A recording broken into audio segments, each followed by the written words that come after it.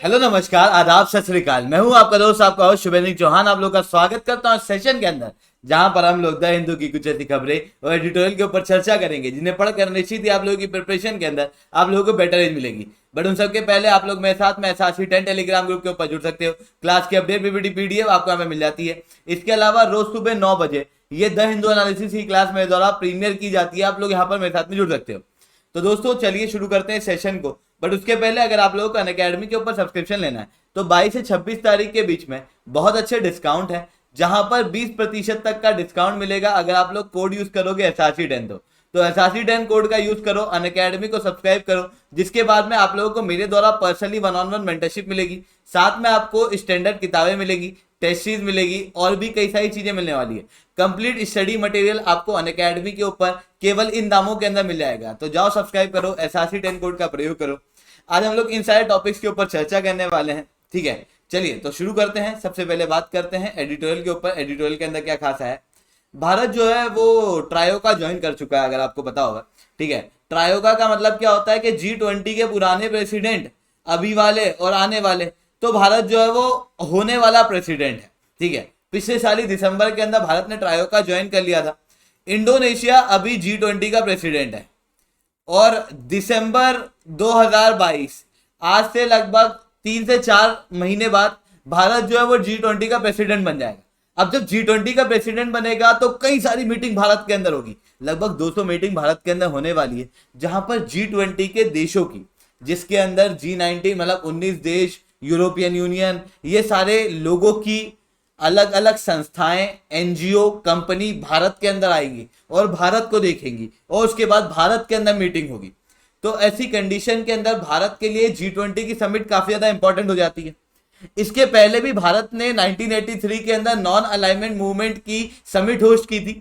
2015 के अंदर third African forum summit भी भारत के अंदर होस्ट हुई थी। पर G20 की बात कुछ अलग है। G20 थोड़ी सी एक ज्यादा बड़ी संस्था हो जाती है इन सबके मुकाबले, और इसकी इंपॉर्टेंस भी ज्यादा है क्योंकि G20 के अंदर विश्व की ऐसे देश हैं जो 90% तक विश्व की जीडीपी को कवर करते हैं, 80% विश्व के व्यापार को कवर करते हैं, 67% तक प्लेनेट की पॉपुलेशन को कवर करते हैं। तो ये देश काफी ज्यादा इंपॉर्टेंट है, जहां पर कई सारी ट्रीटी, कई सारी एडवाइजरी, वो सारी चीजें होंगी। अब G20 की इंपॉर्टेंस एक तो ये हो गई। दूसरी G20 की इंपॉर्टेंस ये है कि ये United Nation, World Trade Organisation IMF के अंदर G20 के देश एक स्ट्रॉन्ग पोजीशन होल्ड करते हैं।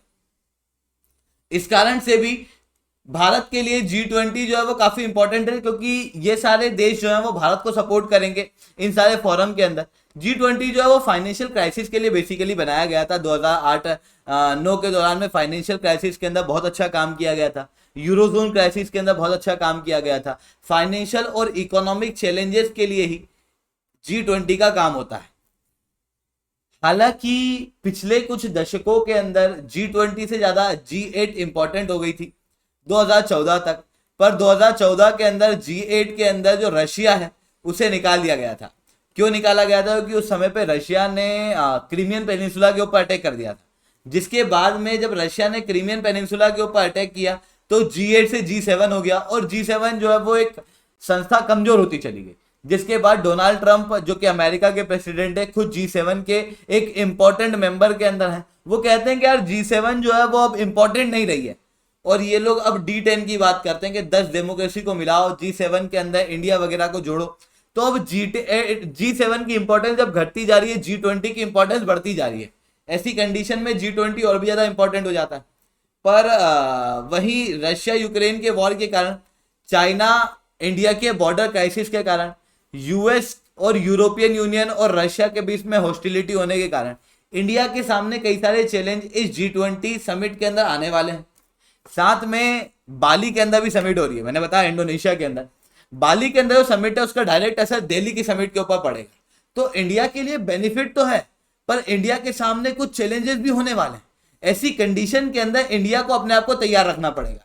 अब इंडिया क्या तैयार है, इंपॉर्टेंट ये चीज है, क्योंकि जितने भी फोरम है वो तो पढ़ना है, पर इंडिया के पर्सपेक्टिव में पढ़ेंगे और ज्यादा इंपॉर्टेंट हो जाता है। यूपीएससी के सिलेबस के अंदर ये कहा हुआ है कि जितने भी फोरा वगैरह है वो काफी ज्यादा इंपॉर्टेंट है सिलेबस के अंदर, क्योंकि डायरेक्टली लिखा हुआ है। हर साल इंटरनेशनल रिलेशन के क्वेश्चन के अंदर एक क्वेश्चन इंटरनेशनल फोरम से आता है। G20 से आ जाएगा, पिछली बार क्वाड, ओकस, इनसे सवाल आ जाते हैं। ठीक है, तो इंटरनेशनल संस्था से एक सवाल हर साल देखने को मिलता है। और मेरे को लग रहा है कि अगले साल का जो सवाल होगा 2023 की जो मेंस होगी उसके अंदर सवाल होगा वो मोस्ट प्रोबेबली G20 से होगा, क्योंकि G20 की प्रेसिडेंसी उस समय पे इंडिया होल्ड कर चुका होगा। 2 सेकेंड ना।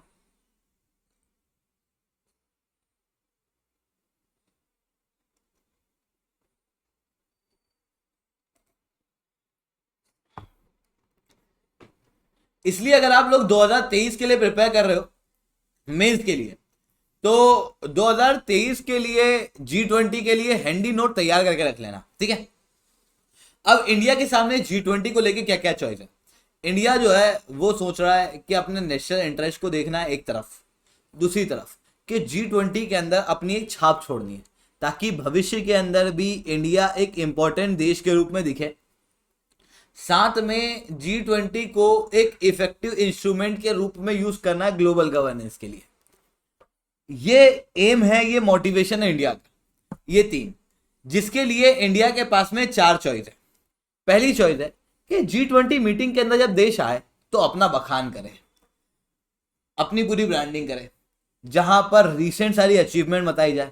कोविड-19 में हम लोगों ने क्या किया, कोविड-19 के अंदर किस तरीके से इफेक्टिव रूप से काम किया गया, इतनी बड़ी आबादी होने के बाद में भी कोविड को इफेक्टिव रूप से कैसे कंट्रोल किया गया, वैक्सीन कैसे दिए गए, डिप्लोमेसी का प्रयोग कैसे किया गया, केवल इंडिया में ही नहीं बल्कि विश्व भर के अंदर।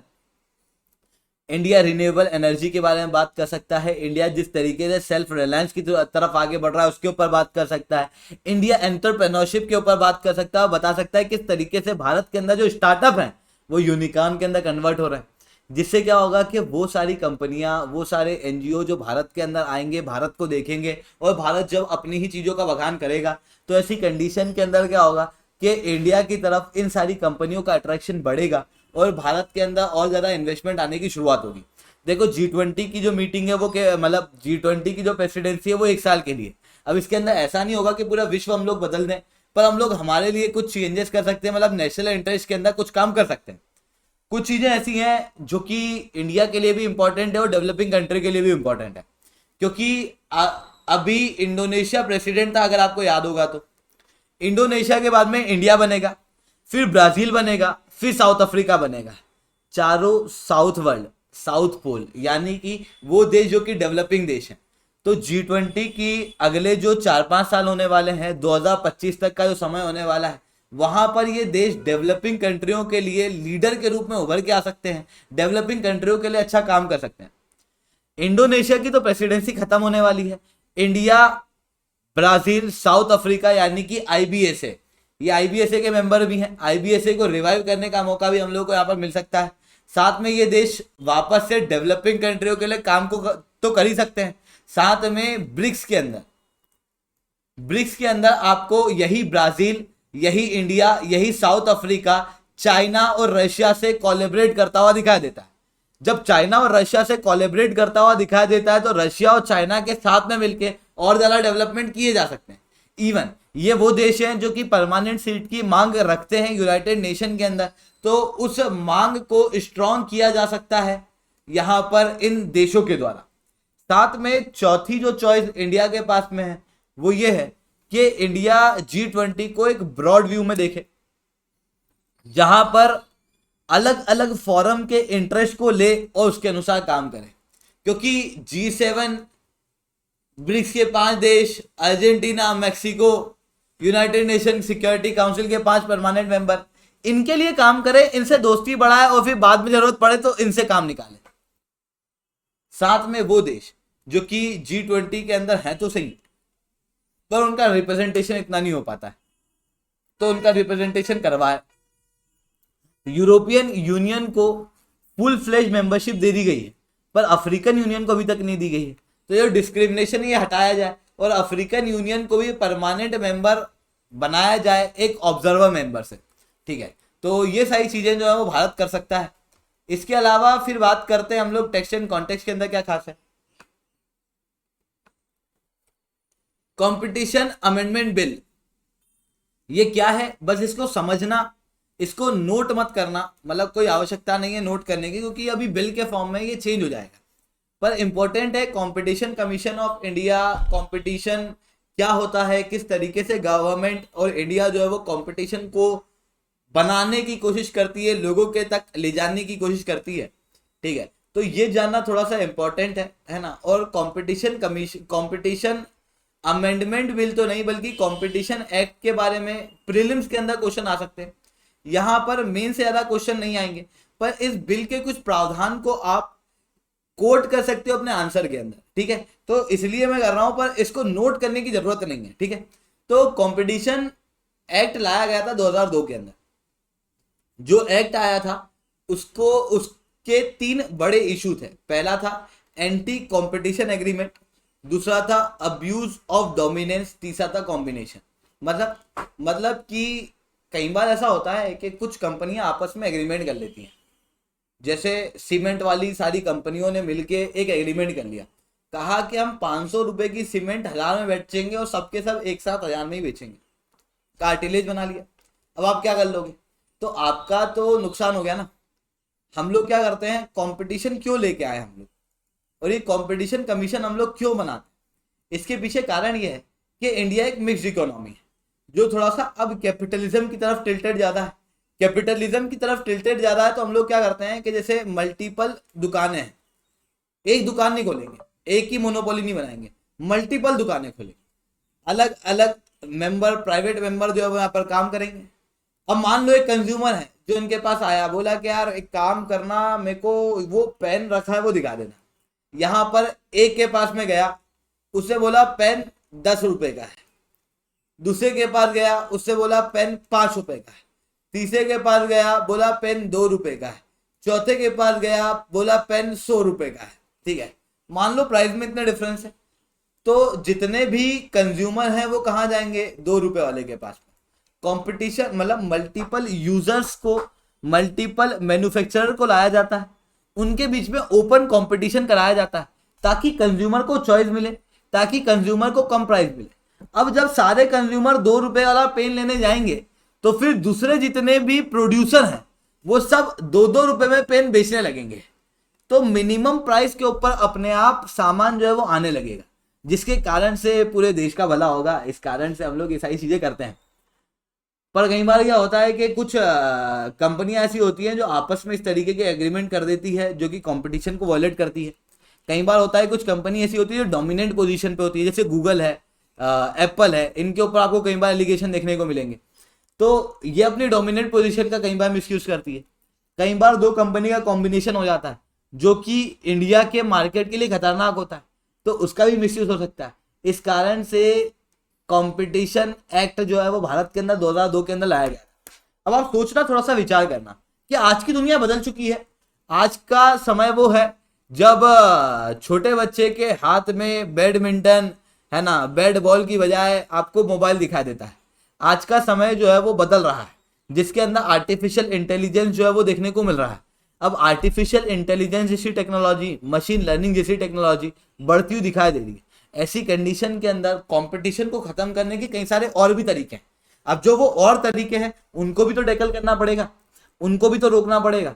तो उसके लिए हम लोगों को कंपटीशन के अंदर एक अमेंडमेंट बिल लाना पड़ेगा, मतलब इंडियन कंपटीशन एक्ट को अमेंड करना पड़ेगा, जिसी कारण से ये बिल जो है वो लाया गया। समझ पा रहे हो ये बात? अब इस बिल के अंदर इंपॉर्टेंट प्रावधान क्या है, इनको रटने की जरूरत नहीं है, इनको याद करने की जरूरत नहीं है, अपने मन में रख लेना।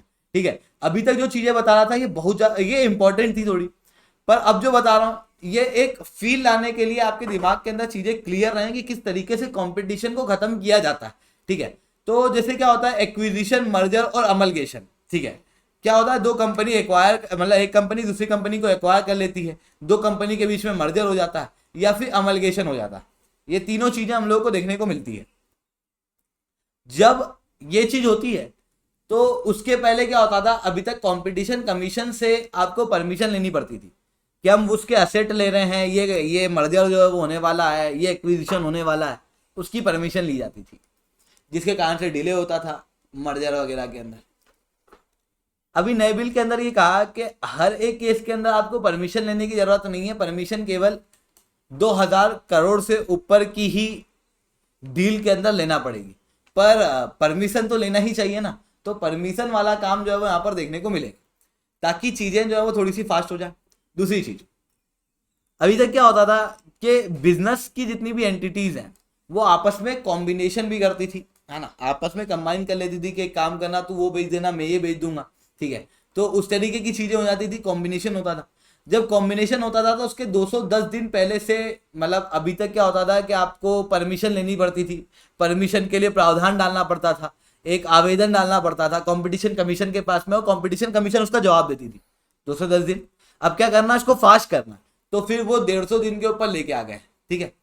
एक कॉन्सेप्ट होता है गन जंपिंग। गन जंपिंग क्या होता है, देखो कोई भी कॉम्बिनेशन जो भारत के अंदर है वो बिना अप्रूवल के ना होता है, मतलब किसी भी कॉम्बिनेशन के लिए आपको अप्रूवल लेना ही होता है।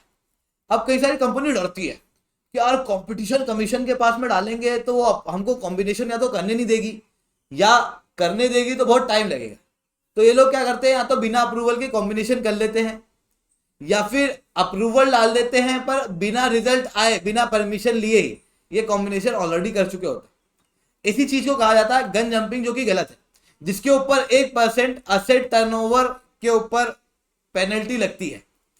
अब बात क्या है कि जब भी गन जंपिंग की जाती है कि पहले से नहीं कर सकते, गलत है, आपको पहले परमिशन लेना पड़ेगी, परमिशन तो लेना चाहिए ना वाला केस। अब यहां पर क्या होता है कि कई बार ऐसा होता है कि ओपन मार्केट के अंदर किसी कंपनी को खरीदा जाता है कि मैं हूं, मेरे को ये कंपनी को खरीदना है, ओपन मार्केट के अंदर आई हुई है, खरीदना। अब मैं कंपटीशन कमीशन के पास जा रहा हूँ, कंपटीशन कमीशन 210 दिन ले रही, जिसके अंदर वो कह रही है कि 210 दिन बाद मैं अप्रूवल दूंगी, उसके बाद आप एक्वायर करना है, आपको कंबाइन करना, आपको जो करना कर लेना। पर मेरे सामने प्रॉब्लम क्या है, मेरे सामने प्रॉब्लम तो ये है कि वो जो कंपनी है वो 210 दिन के अंदर उसके दाम तो ऊपर नीचे हो जाएंगे ना, मेरे को महंगी पड़ने लगेगी, मेरा तो पूरा प्लान ही चौपट हो गया। हुआ कि नहीं हुआ? जब ऐसा हो जाता है तो यहाँ पर गड़बड़ जो है वो देखने को मिल जाती है। ऐसी कंडीशन के अंदर इवन यूरोपियन यूनियन ने भी अभी जो मर्जर रेगुलेशन निकाले थे उसके अंदर ये कहा था कि अगर अमेंडमेंट कर रहे हो, अगर मतलब ये चीज कर रहे हो कि एक्वायर किया जा रहा है ओपन मार्केट के अंदर, तो परमिशन लेने की आवश्यकता नहीं है। तो इंडिया भी अपने बिल के अंदर वैसा ही कुछ करने वाला है, ठीक है। इसके अलावा एक इस हब एंड स्पोक कार्टेल होता है। ये क्या होता है, ये भी एक इंपॉर्टेंट चीज है इकोनॉमी पर्सपेक्टिव से।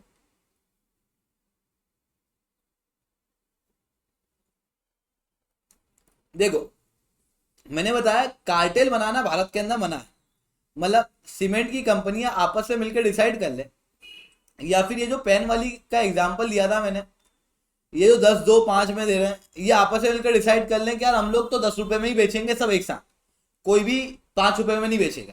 जैसे ऑटो वाले नहीं देखते हो आप, ऑटो वालों के बीच में ऐसा कार्टेल बन जाता है कई सारे क्षेत्रों के अंदर। पहले ऑटो वाले के पास गए आप, उससे भावताव करा, उससे 100 रुपए बोला, वो नहीं माना, भैया जाओ जाओ किसी और से करा लो जाओ। फिर आप दूसरे किसी भी ऑटो वाले के पास जाओगे ना, वो सब 100 रुपए बोलेंगे, और बोलेंगे कराना तो कराओ नहीं तो मत कराओ, या तो बोलेंगे कि नहीं इसको लेके ही नहीं जाना, कोई भी लेके नहीं जाएगा। ये कई बार से कार्टेल बन जाते हैं। तो क्या होता है, कंज्यूमर का हित जो है वो खराब होता है ना। तो उनको रोकने के लिए भारत के अंदर कानून है, बट ऐसा कोई कानून नहीं है जो कि वर्टिकल कॉम्बिनेशन के लिए बना। मतलब मान लो कि कोई सीमेंट की कंपनी है, सीमेंट की कंपनी ने रेती गिट्टी वाली कंपनी के साथ में कोलैबोरेट कर लिया है कि अपने को सारा सामान इतने में बेचना है। पूरा एक वर्टिकल के नीचे से लेके ऊपर तक का जितना सामान बनता है उनके बीच में जो कॉम्बिनेशन होता है, क्या वो गलत तरीके से हुआ है, उसके ऊपर कोई कानून अभी तक नहीं था, अब कानून लाया जा रहा है। ये जो नीचे से ऊपर तक का ये वर्टिकल वाला होता है उसी को कहा जाता है हब एंड स्पोक कार्टेल, ठीक है। ये वर्टिकल कार्टेल होता है, ठीक है। इसके अलावा सेटलमेंट और कमिटमेंट इतना इंपॉर्टेंट है नहीं, ठीक है। इसके अलावा और कौन से मेजर अमेंडमेंट है, मेजर अमेंडमेंट ये है कि एक अगर कंपनी है जिसके ऊपर केस चला है कि आपने गलत रूप से कार्टेल बनाया है, आपके ऊपर पेनल्टी लगेगी, पर आप बैठे बैठे चुगली कर देते हो, है ना। मतलब वो जो कॉलेज में स्कूल में नहीं होते थे मॉनिटर, ठीक है, मतलब एकदम चापलूस लोग, ठीक है। तो वो क्या करते थे, उनको पनिशमेंट मिलती थी, हाँ तो उसने भी तो किया, सबका पर्दाफाश कर देते थे वो लोग, ठीक है। घर में भाई बहन भी ऐसे ही होते हैं, उनको एक गलती के लिए पड़ती है तो वो सब उगल देते हैं, ठीक है, पता नहीं क्या है। तो वैसे ही क्या होता है कि अगर कोई कंपनी गवर्नमेंट इस चीज़ का फ़ायदा उठाती है, जैसे घर में इस चीज़ का फ़ायदा पेरेंट्स को मिलता है कि हमारे राज पेरेंट्स को बता जाते हैं, फिर लगता है कि अगली बार से नहीं बताऊंगा इसको, फिर भी पता नहीं कैसे वो जासूसी करके पता कर ही लेता है राज वगैरह। अब क्या होता है कि यहाँ पर समझना कि गवर्नमेंट ने भी इसी चीज़ का प्रयोग किया, कहा है कि अगर आपके ऊपर पेनल्टी लगी है और उसके बाद आप बता देते हो कि किसी और कंपनी ने भी कार्टेल बनाया है, तो हम आपको माफ़ कर देंगे। एक ये चीज़ है। दूसरा है कि कंपटीशन कमीशन का जो डायरेक्टर जनरल होता है वो अभी तक सेंट्रल गवर्नमेंट द्वारा कंट्रोल होता था, पर अब वो सेंट्रल गवर्नमेंट द्वारा कंट्रोल नहीं होगा, अब वो इस कमीशन द्वारा कंट्रोल होगा। नॉट जस्ट दिस, इन्वेस्टिगेशन करने के लिए डायरेक्टर जनरल जो है वो काफ़ी इंपॉर्टेंट रोल प्ले करता है। तो डायरेक्टरेट जनरल जो है उस वो केवल वहीं पे इन्वेस्टिगेशन कर सकता है जहाँ की इंफॉर्मेशन 3 साल पहले आई हो या फिर 3 साल के बाद के अंदर हो। मतलब 3 साल के अंदर अंदर, ऐसा नहीं कि 10 साल पहले की इन्फॉर्मेशन के बाद में आज रेड मारने जा रहा है। 3 साल के अंदर अंदर की इन्फॉर्मेशन के अंदर रेट जो है वो मारी जा सकती है। वहीं पेनल्टी की गाइडलाइन के अंदर चेंज किया गया है, अगर कोई गलत जानकारी देता है तो उसके ऊपर 5 करोड़ तक की पेनल्टी है, और अगर कमीशन को गलत डायरेक्शन देता है तो 10 करोड़ तक की पेनल्टी जो है वो यहाँ पर लगाई गई है, ठीक है। तो ये सारी चीज़ें इंपॉर्टेंट थी। इसके अलावा फिर बात करते हैं GS1 से रिलेटेड खबरों के ऊपर। GS1 के अंदर क्या खास आया, देखो आपको पता होगा UPSC के अंदर कई बार सवाल भी आया है कि चोला पीरियड के अंदर जो बने थे आर्किटेक्चर वो अपने आप में काफ़ी एक इम्पॉर्टेंट फॉर्म ऑफ आर्किटेक्चर है। मतलब चोला पीरियड एक ऐसा पीरियड रहा है जहां पर बहुत तेजी से आर्किटेक्चर के अंदर बदलाव हुए हैं, आर्किटेक्चर का एक बहुत इंपॉर्टेंट एक गोल्डन फेज के रूप में देखने को मिला। इसके ऊपर पहले क्वेश्चन भी आया है मेंस के अंदर, और प्री के अंदर भी इसके ऊपर कई बार क्वेश्चन आए हैं। बृहदेश्वर टेम्पल वगैरह के ऊपर क्वेश्चन पूछे गए हैं जो कि चोला के अंदर ही है, ठीक है। काफी इंपॉर्टेंट टॉपिक है चोला पीरियड मेंस और प्रीलिम्स के पॉइंट ऑफ व्यू से। अब जब चोला के आर्किटेक्चर की हम लोग बात करते हैं तो चोला का आर्किटेक्चर के अंदर क्या हुआ था कि एक टेम्पल है चोला के अंदर ही, जिस टेम्पल का नाम है वीर चोलापुरम टेम्पल, जो कि कलाकुरुचि डिस्ट्रिक्ट के अंदर तमिलनाडु के अंदर है। यहाँ पर ब्रॉन्ज की कुछ इमेजेस थी भगवान की। ये ब्रॉन्ज की इमेजेस को उठा के ले जाया गया था, किसी ने चोरी कर ली, चोरी करके मार्केट में बेच दी। मार्केट में बेची तो अमेरिका ने खरीद ली, और अमेरिका ने खरीदी तो वो अमेरिका के म्यूजियम के अंदर मिल गई हम लोगों को। तो हम लोगों ने कहा कि अरे ये तो हमारी है। अमेरिका ने कहा प्रूफ दिखाओ, तो इंडिया जो है वो प्रूफ लेके गया, जिसके अंदर फ्रेंच के इंस्टीट्यूट जब पौंडीचेरी के अंदर थे तो उन्होंने इन आइडल्स की, मतलब भगवान की जो तस्वीरें हैं वो खींची थी, और वो तस्वीरें 1956 की। तो 1956 की तस्वीरें ले जाके अभी अमेरिका को दिखाई जा रही है। कोई चीज इंपॉर्टेंट नहीं है, इंपॉर्टेंट है चोला के टेम्पल और चोला पीरियड में किस तरीके के टेम्पल बनते थे, ठीक है। तो पहले तो बात करते हैं वीर चोलापुरम टेम्पल जो कि खबर के अंदर है। क्योंकि होता क्या है कि आर्किटेक्चर के अंदर बहुत कम चीजें खबरों के अंदर होती है, और जो कम चीजें खबरों के अंदर होती है उनसे सवाल आने के चांसेस सबसे ज्यादा होते हैं। जैसे GS2 के अंदर आपको रोज खबर मिलेगी, आपको GS3 के अंदर हर दूसरे दिन के अंदर खबर मिल जाएगी। ये बहुत डायनेमिक चीज है, तो यहाँ पर कहीं से भी सवाल आ सकता है। पर GS1 के अंदर ऐसा नहीं होता। GS1 के अंदर कुछ ही चीजें करंट अफेयर के अंदर होती है और उससे सवाल आ जाता है। जैसे पिछली बार आप देखोगे तो पार्लियामेंट जो है वो खबरों के अंदर थी, तो 2 साल पहले सेंट्रल विस्टा जो है वो खबरों के अंदर थी, तो उसके ऊपर सवाल पूछ लिया कि क्या वो सर्कुलर है और वगैरह वगैरह, ठीक है। अभी वो मार्तंड मोजेरा का सन टेम्पल खबरों के अंदर था, तो उसके ऊपर सवाल पूछ लिया 2020 के अंदर। तो क्या होता है, जो खबरों के अंदर चीजें होती है ना उनके ऊपर सवाल पूछ लिया जाता है। सोमनाथ के ऊपर पिछले साल सवाल पूछ लिया गया था। वैसे ही ये प्री की बात बता रहा हूं मैं। मेंस के अंदर तो सवाल पूछे ही जाते हैं, जिसके अंदर पूरे चोला आर्किटेक्चर के ऊपर बात करेगा, या फिर रॉक कट आर्किटेक्चर के ऊपर बात करेगा, या फिर द्रविड़ टेम्पल के ऊपर बात करेगा। अब जब मैं इस टेम्पल की बात करता हूँ प्रीलिम्स के पॉइंट ऑफ व्यू से, तो ये आपको द्रविड़ फॉर्म ऑफ आर्किटेक्चर दिखेगा, जिसके अंदर एक अलग ही डिफरेंस है। Normal Dravida type of architecture के अंदर ऊपर जाने के बाद में ऐसी सूटकेस जैसी बनती है, और फिर ये इस तरीके के आपको गोपुरम देखने को मिलते हैं। मतलब ये इस तरीके के आपको ऊपर ये विहार देखने को मिलते हैं। यहाँ पर ये जो होते हैं ना ये पूरे देखने को मिलते हैं। शिखर नहीं कहा जाता दक्षिण भारत के अंदर, शिखर को विहार कहा जाता है कि ये केवल ये ऊपर वाला भाग जो है वहां पर शिखर कहा जाता है। नॉर्थ इंडिया के अंदर मतलब होता क्या है कि नॉर्थ इंडिया के अंदर जो आर्किटेक्चर है उसे नगर फॉर्म ऑफ आर्किटेक्चर कहा जाता है, जहां पर ये जो ऊपर का पूरा ट्रायंगल जैसा होता है उसी को हम लोग क्या कहते हैं कि ये शिखर है। एक होता है वेसार फॉर्म ऑफ आर्किटेक्चर और एक होता है Dravida form of architecture. Dravida जो है वो दक्षिण भारत के अंदर देखने को मिलता है, जो कि ऊपर के अंदर यहाँ पर काफी ज्यादा डिजाइन ऐसे स्टेप फॉर्म में बनाते हैं। यहाँ पर भी आप देख पा रहे होगे स्टेप फॉर्म में डिजाइन बनाई हुई है, ठीक है। तो इसे पूरे को शिखर नहीं कहा जाता है, इसको विहार कहा जाता है। और यहाँ पर फिर इतने इतने को ये जो ऊपर वाला भाग है इसे शिखर कहा जाता है, ठीक है। फिर यहाँ पर आप देख रहे होगे वेसार फॉर्म ऑफ आर्किटेक्चर, ये हाइब्रिड होता है नगर और वैसा द्रविड़ का, ठीक है। तो ये द्रविडियन फॉर्म ऑफ आर्किटेक्चर दिख रहा होगा आपको यहाँ पर, ठीक है, जो कि तमिलनाडु के अंदर है, राजेंद्र चोला द्वारा बनाया गया था। वही चोलाओं के अंदर कुछ और भी इंपॉर्टेंट टेम्पल है, जैसे राजा राजेश्वर द्वारा एक टेम्पल बनाया गया था, शिव को डेडिकेटेड टेम्पल है, जो तंजावुर के अंदर आया हुआ है, कावेरी नदी के किनारे है। ये नदी के किनारे, ये याद रखना, क्योंकि आजकल नदी के किनारे सवाल पूछने लगा। जैसे अजंता का पूछ रहा था कि क्या अजंता जो है, अजंता की गुफाएं वो भगोह नदी के किनारे हैं, ठीक है, वो ऑप्शन में था एक। और भी कुछ कुछ थे जिनके अंदर ऑप्शन में था कि क्या इसके नदी के किनारे हैं। ये प्रीलिम्स के अंदर क्वेश्चन आए हुए हैं, तो याद रखना बृहदेश्वर टेम्पल जो है वो कावेरी नदी के डेल्टा के किनारे है ना, शिव नदी भगवान शिव को डेडिकेटेड है और यूनेस्को वर्ल्ड हेरिटेज साइट के अंदर है। ये कुछ इस तरीके से दिखता है, काफी बड़ा टेम्पल है, one of the largest temple के अंदर दिखा देता है। ये आप इसका बड़ा सा विहार देख सकते हो, ठीक है। यहाँ पर ये एक लंबा सा असेंबली हॉल है और फिर इसके बाहर में यहाँ पर नंदी भगवान देखने को मिलेंगे, ठीक है। ये यहाँ पर अंदर गर्भगृह आ जाता है यहाँ पर, ठीक है। तो एक तो ये यूनेस्को वर्ल्ड हेरिटेज साइट के अंदर आया हुआ है। वहीं एक गंगाई कोंडा चोलापुरम है, और गंगाई कोंडा चोलापुरम के अंदर राजेंद्र वन द्वारा भी एक बृहदेश्वर टेम्पल बनाया गया है, ठीक है। ये जो बृहदेश्वर टेम्पल है तंजावुर के अंदर है। एक और बृहदेश्वर टेम्पल गंगाई कोंडा चोलापुरम के अंदर आया हुआ है। चोला जो है वो बहुत खतरनाक राजा हुआ करते थे। ये लोग क्या करते थे, मतलब पूरे बे ऑफ बंगाल को उन्होंने कंट्रोल किया हुआ था।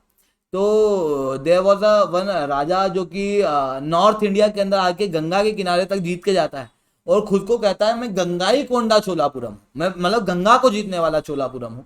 तो एक शहर बनाया जाता है गंगाई कोंडा चोलापुरम उसकी जीत पे, और वहां पर ये बृहदेश्वर टेम्पल बनाया जाता है। तो बृहदेश्वर टेम्पल गंगाई कोंडा चोलापुरम के अंदर भी एक आया हुआ है, ये भी याद रखना।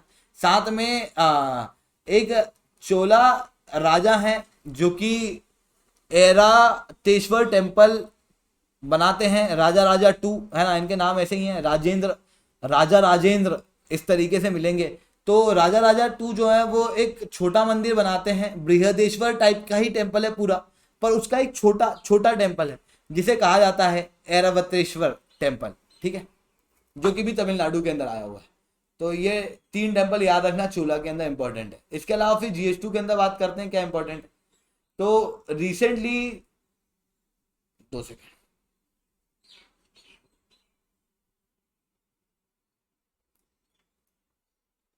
क्या हो रहा है,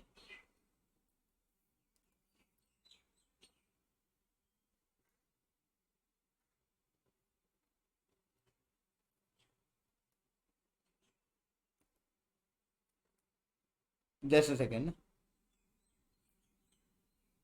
ठीक है। हाँ, तो मैं कह रहा था कि रिसेंटली सुप्रीम कोर्ट ने एक ऑर्डर दिया है सेंट्रल गवर्नमेंट को। फिर से सुप्रीम कोर्ट ने सेंटर को एक ऑर्डर दिया है जिसके अंदर सेंटर को कहा गया है कि फूड सिक्योरिटी एक्ट को प्रॉपर रूप से इम्प्लीमेंट करो, 2013 वाला, ठीक है, जहां पर राशन जो है वो दिया जाएगा लोगों को, ठीक है। बाद में ये 80 करोड़ लोगों तक राशन पहुंचाने की बात जो है वो की गई थी, है ना, सब्सिडाइज रेट के अंदर, है ना, राशन कार्ड से। सुप्रीम कोर्ट ने कहा है कि ये जो फूड सिक्योरिटी एक्ट जिसको आप इम्प्लीमेंट कर रहे हो ये आज भी 2011 के सेंसस के अनुसार, 2011 से 2022 के बीच में जो पॉपुलेशन का चेंज है उसको यहाँ पर इंक्लूड नहीं किया गया। तो 2021 वगैरह के अंदर थोड़ा सा सेंसस वगैरह के ऊपर ध्यान दो और उसको यहाँ पर इंक्लूड करो। साथ में नॉन इनफॉर्मल सेक्टर अगर आपको बताओगे तो भारत के अंदर जब कोविड-19 हुआ तो उस दौरान में इन लोगों की काफी प्रॉब्लम आई, क्योंकि कई सारे लेबर जो है वो अपने शहर के अंदर जा रहे थे। अपने शहर के अंदर जा रहे थे तो हम लोग सोच रहे थे कि इनका कुछ भला करें। कई सारे लोग जो अपने गांव के अंदर जा रहे थे, सॉरी, शहर के अंदर जा रहे हैं बोल रहा हूँ, शहर से गांव के अंदर जा रहे थे, जहां पर ये सवाल उठ रहा था कि हम लोगों को जो ये वर्ग है, इनफॉर्मल सेक्टर के अंदर काम करने वाले जो लेबर लोग हैं, इन लोगों के लिए कोई प्रॉपर स्कीम निकाली जानी चाहिए ताकि इनकी जो भूखी सिचुएशन हो रही है ना, हंगर वाली सिचुएशन हो रही है, उसे हम लोग कुछ सॉल्व कर सके। पर उस समय पे हमारे पास में कोई डाटा ही नहीं था, जिसके बाद हम लोगों को देखने को मिला कि लेबर बहुत परेशान हुए। पानी के अंदर पार्ले जी मिला मिला के खाना पड़ा था, बहुत हालत खराब थी। जिसके बाद कहा गया कि एक डाटा क्रिएट किया जाएगा, इनफॉर्मल सेक्टर को थोड़ा फॉर्मल सेक्टर के अंदर लाया जाएगा, जिसके अंदर ये कहा गया कि 2 डाटाबेस क्रिएट किए जाएंगे, national database of organise worker, साथ में ई श्रम पोर्टल। इन दोनों को यहाँ पर क्रिएट करने की बात उस समय पर की थी, ठीक है। अब जब इन दोनों को क्रिएट करने की बात की थी तो उसके अंदर राज्य की इंपॉर्टेंट भूमिका थी, पर राज्यों ने वो रोल प्ले नहीं किया, जिसके अंदर कई सारे राज्यों के अंदर रजिस्ट्रेशन 50% से भी कम है। तमिलनाडु के अंदर 34.84% से भी कम। तो सुप्रीम कोर्ट ने कहा है कि अनऑर्गेनाइज सेक्टर को राज्यों को जल्दी से जल्दी रजिस्टर करना पड़ेगा 6 हफ्तों के अंदर अंदर। ऐसा टाइम पीरियड जो है वो यहाँ पर सुप्रीम कोर्ट द्वारा दिया गया है। इसके अलावा जीएस3 के ऊपर बात करते हैं। विंड प्रोजेक्ट 2024 के अंदर पिक के ऊपर पहुंचेंगे। अगर आपको याद होगा तो भारत के प्रधानमंत्री COP26 की मीटिंग के अंदर गए थे और COP26 की मीटिंग के अंदर जाके कहा कि नेट जीरो एमिशन। हम लोग भी सरप्राइज हो गए, कह रहे घर पे बोल के तो जाते, यहाँ बता के तो जाते, आपने डायरेक्ट वहां जाके बता दिया, ठीक है। तो COP26 की मीटिंग के अंदर पंचामृत प्रोग्राम लाया गया था।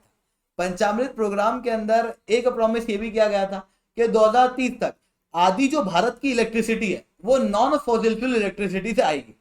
नॉन फॉसिल फ्यूल के अंदर विंड एनर्जी आ जाती है, सोलर एनर्जी आ जाती है। तो विंड एनर्जी की कैपेसिटी को बढ़ाना भी तो पड़ेगा। कहा कि विंड एनर्जी की कैपेसिटी को बढ़ाएंगे, कैसे बढ़ाएंगे? बोले कि आप विंड के प्लांट लगाएंगे। 60 गीगावाट तक के विंड के प्लांट लगाने की बात की गई थी 2022 तक। ये किया गया था 2015 के अंदर जो पेरिस एग्रीमेंट हुए थे, उस समय पे नेशनली डिटरमाइंड कंट्रीब्यूशन के अंदर भारत ने कहा था कि हम लोग 40% तक energy non fossil fuel energy से बनाएंगे 2030 तक। और इसी चीज को एक्सटेंड किया गया था पंचामृत प्रोग्राम में, जहां पर कहा था कि 50% पे ले जाएंगे। तो मतलब नेशनली डिटरमाइंड कंट्रीब्यूशन में ये तो था कि 40% पे तो जाना ही, जिसको कवर करने के लिए कहा गया था कि 2022 तक 175 गीगावाट तक की एनर्जी हम लोग नॉन फॉसिल फ्यूल से बनाएंगे। फिर आगे का आगे देखेंगे। जिस 175 गीगावाट के अंदर कहा गया था कि 100 गीगावाट तो हम लोग सोलर एनर्जी से बनाएंगे, 60 गीगावाट हम लोग विंड से बनाएंगे, 10 हम लोग हाइड्रो से बना देंगे और 5 जो है वो बायो से बना देंगे। 175 गीगावाट इस तरीके से हो जाएगा।